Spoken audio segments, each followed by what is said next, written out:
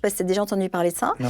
qui est que, par exemple, si tu regardes un citron, tu vas commencer à avoir la bouche qui salive. Tu es juste en train de regarder un citron. Donc, c'est ton cerveau qui se connecte à l'image du citron. Et ça déclenche quelque chose. Ouais. Voilà.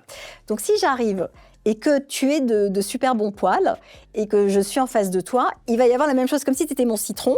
Et tout à coup, je me sens en fait plus joyeuse parce qu'il y a quelque chose chez toi qui vient le réveiller chez moi.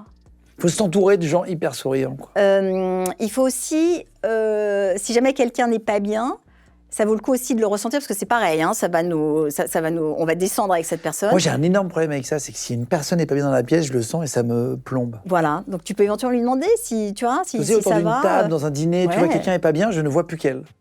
C'est ça, et puis tu le ressens fortement. Ouais. Mais bon, on doit vivre les uns avec les autres, donc il faut qu'on s'habitue Comment ça se fait, ça, aux variations. Personne, moi j'ai des copains, ils ne le voient pas, parfois j'en parle, Ah je dis, ouais. putain, t'as pas vu qu'un tel était pas bien.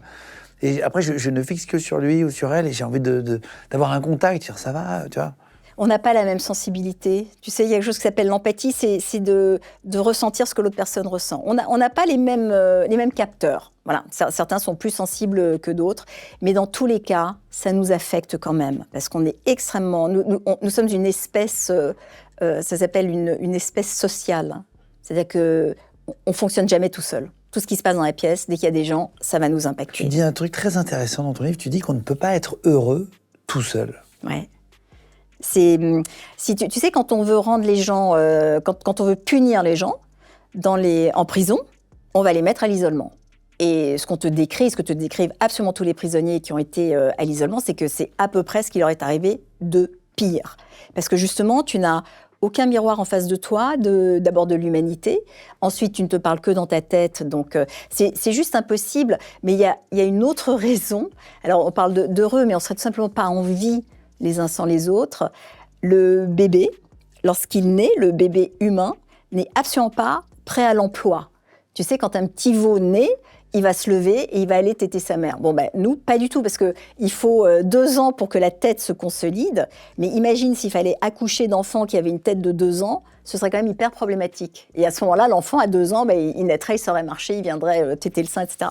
Donc, à cause de ça, nous mettons au monde, finalement, des bébés qui sont tous prématurés par rapport à leur autonomie, leur capacité à faire les trucs tout seuls. Donc, ils vont se rendre... ils sont hyper mignons, ils sentent bon. Pourquoi ? Pour qu'on ait l'élan de s'occuper d'eux. Et c'est comme ça que les grandes personnes vont s'occuper des bébés. Donc, c'est quelque chose que nous avons complètement encodé. Toi comme moi, on a beau grandir, on a toujours besoin des autres. Toujours besoin qu'il y ait quelqu'un, on vit en groupe, on survit parce qu'on est en groupe. Donc ça, c'est vraiment un encodage. On ne peut pas s'en passer. Donc ça marche aussi pour le bonheur. Alors, est-ce qu'on est inégaux face au bonheur ? Est-ce que vraiment, toi et moi, on est différents ? Chacun dans le studio ici, on va être différents. Chez vous, est-ce qu'on est vraiment différents ? Oui. D'abord, on est inégaux en tout. Hein. On est différents en tout. C'est-à-dire qu'on a vraiment une empreinte qui est complètement... Une espèce qui est très différente. Oui, totalement différente. Il y a aucun... Enfin, il y a justement des jumeaux identiques, mais sinon, nous sommes tous différents. Et c'est vrai que nous n'avons pas le même patrimoine de départ pour le bonheur. Est-ce que c'est scientifique, ça ? Oui. Alors voilà, donc quand on dit psychologie positive, tu imagines des gens dans une pièce, ça s'appelle un laboratoire de psychologie, ce sont des gens assis autour d'une table. Hein. Et à ce moment-là, tu as peut-être une chercheuse qui dit est-ce que le bonheur, c'est génétique ? Est-ce que c'est quelque chose avec lequel nous naissons ? Héréditaire, quoi. Alors oui, en tout cas, est-ce qu'on arrive, enfin, est-ce qu'il y a un patrimoine, tu vois, chacun on arrive avec une petite boîte et ça, ce sera le bonheur. Donc, après, ils sont obligés de se dire, mais comment est-ce qu'on peut savoir un truc pareil ? Donc, ils réfléchissent.